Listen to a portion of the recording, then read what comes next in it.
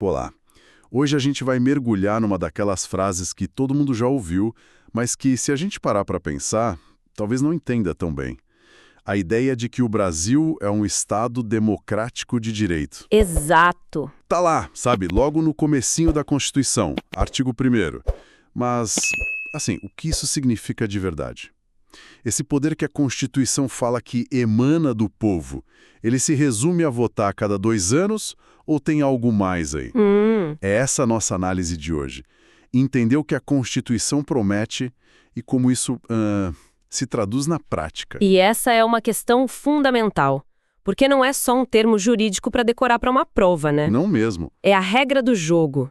Define a relação entre o cidadão e o poder. Entender isso é saber os limites do governo e também a extensão da nossa própria soberania. Certo, então vamos começar por essa expressão-chave. Quando a Constituição diz lá no artigo 1º que a República Federativa do Brasil é um Estado democrático de direito, o que ela está dizendo para a gente? É o melhor ponto de partida. E o segredo, eu acho, é não olhar para isso como uma coisa só, um bloco de palavras. Separar os termos. Exato. Na verdade, são 2 conceitos costurados: Estado de Direito e Estado democrático. Vamos olhar primeiro para o Estado de Direito. Ok. Isso quer dizer, basicamente, que o Estado não tem um poder absoluto. Ele mesmo, o Estado, se submete às leis que ele cria. Ninguém passa acima da lei. Nem o presidente, nem o juiz. É o império da lei. É aquela ruptura total com o absolutismo, né? Aquela ideia do o Estado sou eu. Perfeito. Ali, a vontade do rei era a lei. O Estado de Direito inverte isso completamente. A lei é a vontade do Estado e todo mundo, inclusive quem governa, tem que obedecer. Entendi. É uma barreira contra o poder arbitrário. E aí a gente vai para a segunda parte da costura, o democrático. Certo. Colocar esse democrático aí qualifica o tipo de lei. Não é qualquer lei. É uma lei que tem que nascer da vontade do povo. A dimensão democrática diz que o poder vem do povo e que ele participa da criação dessas regras. Então, juntando tudo, Estado democrático de direito seria um sistema em que o poder é limitado pela lei, e essa lei, por sua vez, só é legítima porque o povo participou da criação dela. A fonte é popular. Exatamente. E tem uma coisa interessante aqui que vai além do livro, sabe? Existe uma tensão constante entre essas duas coisas. O democrático, que é a vontade da maioria, e o de direito, que são as garantias de todo mundo, inclusive das minorias. Ah, boa. Às vezes, a maioria pode querer algo que, sei lá, fere um direito fundamental. Aí é o Estado de Direito, com as cláusulas pétreas, que serve de freio. Não é um conceito parado, é um equilíbrio dinâmico. Gostei dessa ideia de tensão.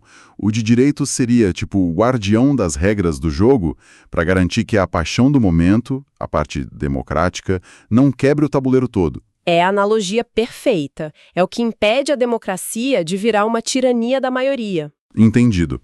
Bom, se a participação popular é a chave desse lado democrático, a pergunta é, como é que essa participação acontece na prática?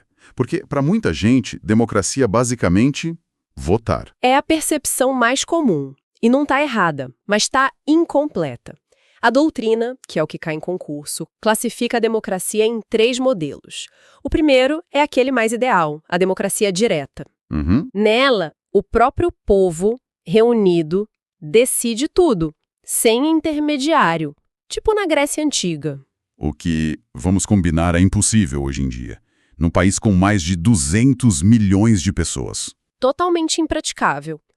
Por isso mesmo surgiu o segundo modelo, que é o mais comum, a democracia indireta ou representativa.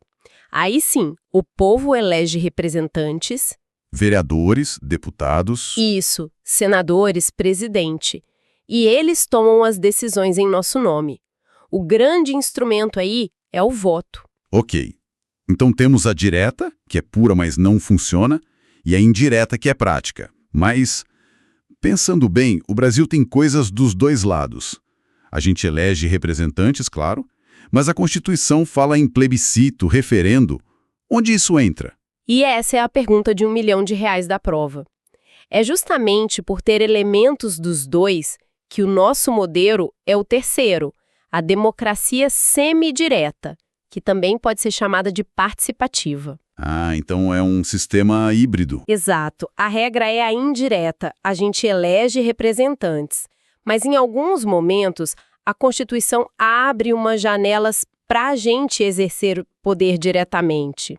E qual a prova disso no texto da lei? Onde é que o examinador ia querer que a gente achasse essa resposta? A resposta está escrita com todas as letras no parágrafo único do artigo 1º. Vale até decorar. Todo o poder emana do povo, que o exerce por meio de representantes eleitos ou diretamente nos termos desta Constituição. Ou diretamente. Essa parte é a chave de tudo. É a certidão de nascimento do nosso modelo. Confirma que, além de votar, a gente tem outras ferramentas. Que são o plebiscito, o referendo e a iniciativa popular. Vamos dar exemplos para ficar mais claro? Aquele plebiscito de 93, por exemplo. Nossa, aquilo foi gigante. O plebiscito é uma consulta antes da decisão ser tomada. Em 93, a pergunta era: Brasil continua república ou volta a ser monarquia? Presidencialismo ou parlamentarismo? E foi o povo que decidiu, direto na urna. Exato. O povo decidiu manter a república e o presidencialismo, uma decisão que moldou o país. E o referendo? Qual é a diferença mesmo? O referendo é o contrário, é uma consulta depois. O Congresso aprova uma lei, mas ela só vale se o povo confirmar. O exemplo mais famoso foi o de 2005, sobre a proibição do comércio de armas. Lembro bem. O Estatuto do Desarmamento já estava aprovado, mas tinha esse artigo que dependia do sim do povo. Isso. E o debate foi acalorado, né? Muito. No fim, a maioria votou não e rejeitou a proibição. Isso mostra a força do instrumento, né? A vontade do povo passou por cima da do Congresso. E ainda tem a iniciativa popular, que é quando o povo propõe um projeto de lei. A lei da ficha limpa é o grande caso de sucesso. É verdade, nasceu de uma mobilização social. Milhões de assinaturas. Mas isso é interessante. Se a gente tem essas ferramentas tão fortes, por que a sensação é que elas são usadas tão raramente? Parece que a gente só vota e depois torce. É uma crítica muito justa. A iniciativa popular, por exemplo, é muito difícil de colocar em prática. Precisa de assinatura de 1% do eleitorado espalhado por pelo menos 5 estados. É um desafio logístico gigante. Entendi. O sucesso da ficha limpa foi mais uma exceção. Existe um debate hoje sobre como facilitar isso, para essa parte participativa da nossa democracia ser mais real. Então, o recado para quem está estudando é: o modelo brasileiro é o semidireto ou participativo. Esta diferença entre os 3 modelos parece ser o tipo de detalhe que derruba muita gente. Com certeza. As bancas de concurso adoram colocar uma alternativa dizendo que o Brasil adota democracia representativa pura. A resposta certa, com base na Constituição, é sempre a que aponta para o modelo híbrido. Ok, isso está bem mais claro agora. Já passamos pelo Estado democrático de direito, pelo modelo de democracia, mas tem outro ponto que sempre dá um nó na cabeça das pessoas. Sei bem qual é. O Brasil é uma federação, que é a forma de Estado, é uma república, que é a forma de governo, e agora um regime político democrático. É muito nome parecido para coisa diferente. Um prato cheio para pegadinha. A armadilha clássica. A questão fala que a república é a forma de Estado do Brasil.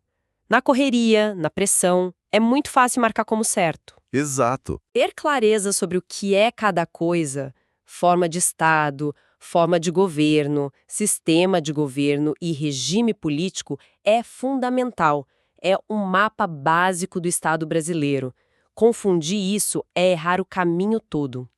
E para ajudar a organizar essas gavetinhas na cabeça, existe alguma dica? Felizmente, sim. A sabedoria dos cursinhos criou uma ferramenta para isso. Uma ferramenta, gosto disso. Mas é uma ferramenta bem analógica. É um pequeno poema mnemônico. Um pouco esquisito, talvez, mas muito, muito eficaz. Um poema? Agora fiquei curioso. Manda ver. Ok, se prepare. O primeiro verso é: o Estado fede. Como é que é? O Estado fede? Ok, essa eu não vou esquecer. É um jeito peculiar de lembrar. Para ser marcante, né? A ideia é essa.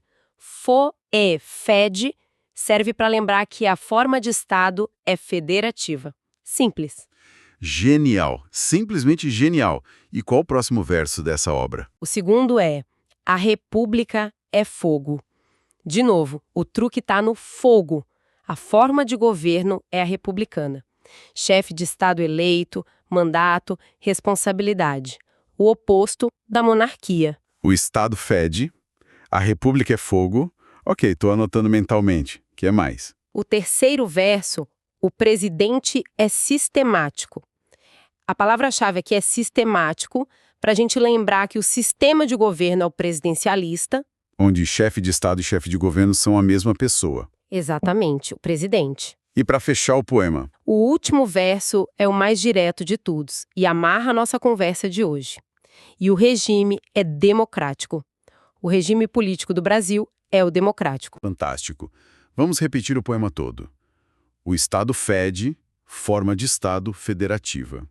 A República é fogo, forma de governo republicana. O presidente é sistemático, sistema de governo presidencialista. E o regime é democrático. É uma ferramenta simples, mas que na hora do aperto, na prova, deve salvar muita gente. Exatamente. Ele organiza o raciocínio na hora e ajuda a descartar as alternativas erradas que misturam tudo. É um truque que garante pontos preciosos. Bom, acho que a gente conseguiu desembrulhar bastante coisa hoje, né? Resumindo, Estado democrático de direito é um governo limitado pela lei e legitimado pelo povo.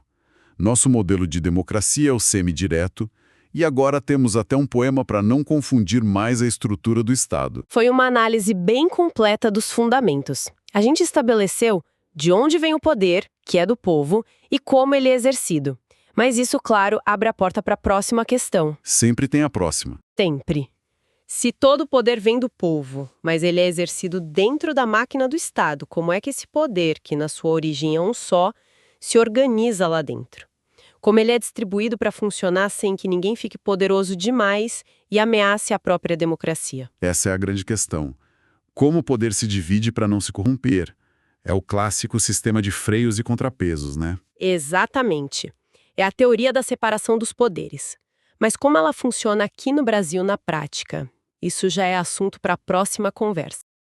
Se este conteúdo te ajudou nos seus estudos para concursos públicos, aproveite e assista agora a outros vídeos de nosso canal. Aqui você encontra material gratuito, dicas de estudo e conteúdos atualizados para concursos públicos. Inscreva-se no canal, ative o sininho para não perder nenhuma aula, compartilhe com outros concurseiros e deixe seu comentário com dúvidas ou sugestões. Pode Passar Cast, conteúdo certo para quem estuda para passar em concurso público.